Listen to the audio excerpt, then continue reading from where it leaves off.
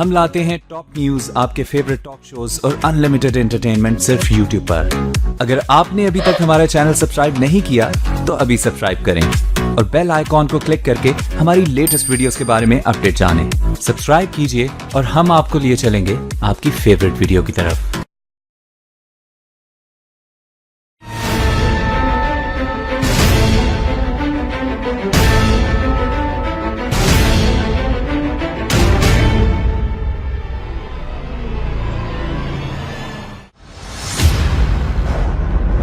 इंसाफ में ताखीर इंसाफ ना मिलने के बराबर है।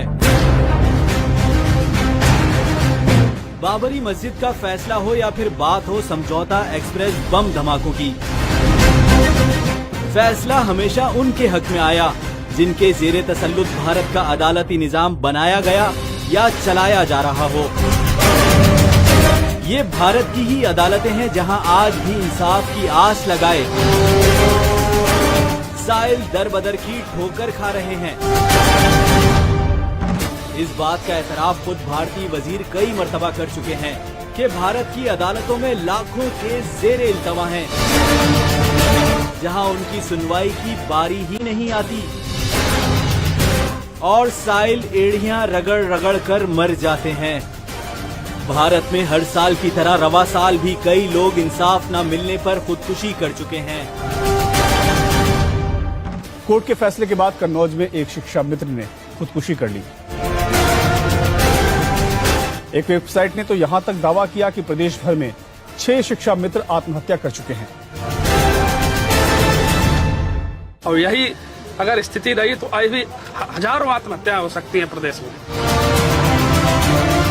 किसी मुल्क की खुद मुख्तारी देखनी हो तो उस मुल्क का अदालती निजाम देख लो। बात हो खुद मुख्तारी की तो पाकिस्तान की अदालतों से ज्यादा खुद मुख्तार पाकिस्तान का कोई दूसरा इदारा नहीं। पाकिस्तान की आला अदालतों ने हमेशा आइन और कानून के मुताबिक अपने फैसले सुनाए, जिसकी वजह से उन्हें संगीन नताइज भुगतने की धमकियां भी दी गईं। इन सब के बावजूद पाकिस्तान की आला अदालतों ने अपना काम जारी रखा और उन केसेस का भी अज खुद नोटिस लिया जिन पर हुकूमत खामोश तमाशाई बनी बैठी थी। पानामा केस के दौरान नून लीगी हुकूमत ने आला अदालत की जबाबंदी के लिए मुल्क दुश्मन चैनल के जरिए अदालत के बावकार जजों की नीयत पर उंगली उठाई तो कभी फोन करके जजों को धमकाया। लेकिन आला अदालत ने बगैर किसी दबाव के वो फैसले सुनाए जो पाकिस्तान के अलावा किसी मुल्क की तारीख में नहीं मिलते।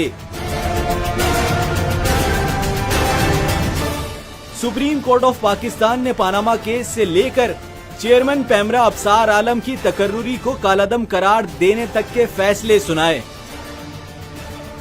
और वजीर आजम से लेकर किसी आदी मुजरिम तक सबको कानून के मुताबिक सजा दी। मुझे फख्र है पाकिस्तानी होने पर और मुझे फख्र है अपने मुल्क की आजाद अदलिया पर।